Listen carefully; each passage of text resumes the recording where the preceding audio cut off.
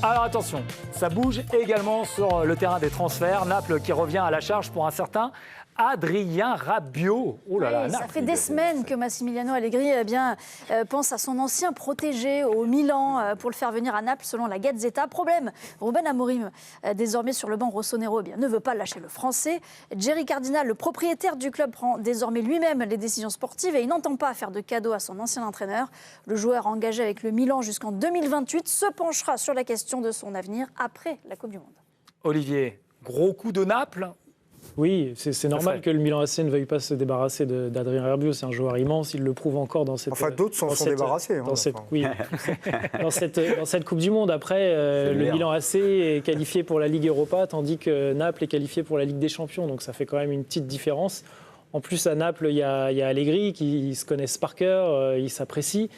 Il y a un gros milieu de terrain du côté de Naples avec McTominay, Zambo Anguissa qui était aussi passé par l'OM. Franchement, si lui peut y aller, il faut qu'il fonce. Tous les grands joueurs passent par l'OM, c'est comme ça. Mais quitte Milan, surtout. Tous les grands joueurs quittent Milan, Vikash, à un moment donné. C'est un beau choix pour lui. Hein. Il est embêté. Mais c'est vrai que la Ligue des Champions, ça vaut le coup d'aller jouer un peu. Ça fait quelques années qu'il ne la joue pas. Hein. Passage à Marseille, passage à Milan, donc ça vaut peut-être le coup d'aller. Puis Naples, ça doit être une expérience fantastique aussi. Quoi. Vous vous rendez compte de la carrière de Rabiot quand même. Là, il se fait Milan, qui est quand même un club emblématique italien. Là, il se fait le Napoli, qui est là aussi un club emblématique. Il a fait la Juve avant. Et le Paris Saint-Germain. C'est quand même fou quand même de se dire que l'Olympique de Marseille, c'est mal terminé. Quoi. Puis on est mis à l'amende un peu les clubs aussi en même temps. Ouais. Il s'est fait mettre un peu aussi à la... Bah oui, j'aime bien. Ouais. Non, mais vu le niveau qu'il a, défendu par sa mère, qu'il affiche en ce moment. Enfin, on se pose toujours des questions sur Rabiot, sur son niveau, parce que effectivement dans l'année, il y a peut-être 1 ou 2 mois, il est un petit peu plus en dedans, c'est normal parce qu'il y a une débauche énergétique énorme sur son poste.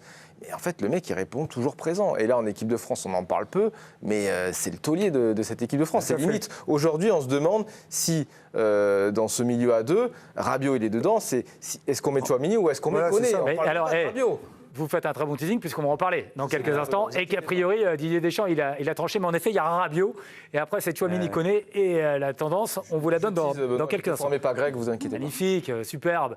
Tiens, ça vous concerne aussi parce qu'on va parler de Jules Koundé, autre Français qui est courtisé. Oui, selon Bild, le Bayern Munich songerait à recruter donc le latéral droit du Barça avec une cote autour de 60 millions d'euros. Koundé obligerait le Bayern à dégraisser avant de formuler une offre concrète en cas de départ de Sacha Boué, de retour de prêt en Turquie et puis de nouveau devenu indésirable, le Bayern pourrait passer à l'offensive. Koundé est actuellement sous contrat avec le Barça jusqu'en 2030.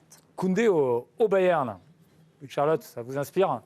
Oui, parce que le Bayern, ils ont toujours eu des petits soucis dans le terme d'effectifs à droite. Donc Koundé rentrerait vraiment dans les clous. Là, il a fait une saison compliquée au Barça où il a été blessé. Après, on le rappelle, il faisait partie je pense, du top des 10 joueurs qui avaient le plus joué dans les 4-5 dernières saisons, que ce soit en équipe de France ou en club. Donc je pense que oui, découvrir un autre pays, une autre équipe, ça peut lui faire du bien. Ça peut relancer un petit peu sa carrière aussi. Mais il y a toujours un doute sur Jules Koundé. Je pense que pour les deux parties, que ce soit le Barça et Koundé, je pense que c'est le moment de se séparer. Je pense que le Barça, je ne sais pas si d'ailleurs ils n'ont pas fini le deal avec Cancelo. À mon avis, il va sans doute repasser à droite. Et le Barça a notamment besoin de liquidité. Koundé, c'est quand même un joueur qui a quand même encore une certaine cote. Au Bayern, tu l'as dit, Charlotte, à droite, il y a toujours eu des difficultés. Donc je pense que tout le monde peut être gagnant-gagnant. Koundé part dans un immense club. Il va sans doute jouer, peut-être gagner encore des titres. Le Barça va récupérer de l'argent. Moi, je pense que le deal est parfait. Et les Français, dans une semaine, dimanche prochain, ils vaudront encore plus cher avec un titre de champion du monde. On l'espère.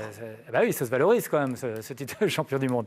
Allez, Azzedine Ounahi intéresse l'Ajax Amsterdam. Oui, selon Fabrizio Romano, le spécialiste du mercato, le club néerlandais ferait le forcing pour faire venir le Marocain dès cet été. Et pour cause, Michel, son ancien entraîneur à Gérone la saison passée, est désormais entraîneur de l'Ajax. La clause libératoire du joueur est de 25 millions d'euros. L'Ajax, évidemment, souhaite faire baisser la note. Mais c'est un transfert aubaine pour l'OM qui aurait négocié 30% du montant de la revente du joueur. Déjà, on espère que ça va se faire, puisque si l'Olympique de Marseille peut récupérer un peu d'argent dans l'histoire, ce serait une bonne nouvelle, qu'on sait que le club phocéen est en difficulté. Mais Unai, c'est toujours la même chose. En fait, on le redécouvre à chaque fois en tournoi final, en sélection nationale. Et c'est un joueur de sélection plus que de club pour l'instant. Même si il s'est correctement relancé du côté de Girona cette année, où il a été, je crois, meilleur joueur du club. Mais dans un club en difficulté, il a fait des stats. C'est un beau joueur. Moi, je trouve que ça peut être un top joueur dans un top club de championnat entre 5 et 8. L'Ajax, tu joues la Ligue des Champions chaque année. Ça peut correspondre à son style de jeu. Moi, je trouve que ça match comme deal, quoi. Ouais, vous êtes convaincu, Vikash, à l'Ajax, ça marche. Oui, il faut que ça joue au foot, il ne faut pas que ce soit trop physique. Voilà, c'est ça, il ne faut pas que ce soit un championnat trop physique où il peut souffrir, il faut qu'il ait un peu de liberté. Donc, ouais, ça peut matcher. Ouais. Bon, allez, on le vend. Folarin Balogun, lui, il plaît beaucoup à la Turquie. Oui, selon le site TransferFin, Fenerbahçe serait intéressé par faire venir l'attaquant américain. Ça fait donc maintenant 9 clubs potentiellement en lice pour attirer le Monégasque. Il lui reste 2 ans de contrat et Monaco en espère 50 millions d'euros. 50 millions pour Monaco. Ça serait une grosse perte, Charlotte ? La plus grosse, je pense. Surtout qu'Akliouche va sûrement partir.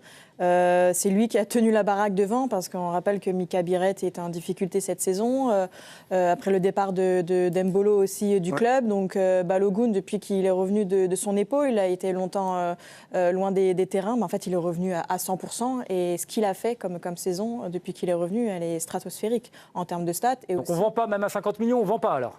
Alors, faut trouver mieux. Ils ont fait le pari de Mika Biret. Il est arrivé, il te mettait des triplés tous les matchs. C'était assez fou. Et après, cette année, il rentre 5 minutes par match. Donc non, c'est lui qui a tenu la baraque. Après, s'il y a mieux, Monaco va sûrement attirer. Mais tu perds Akliouche, tu perds Balogun, qui étaient quand même tes 2 piliers offensivement. Donc pour moi, ça serait une grosse perte. Ouais.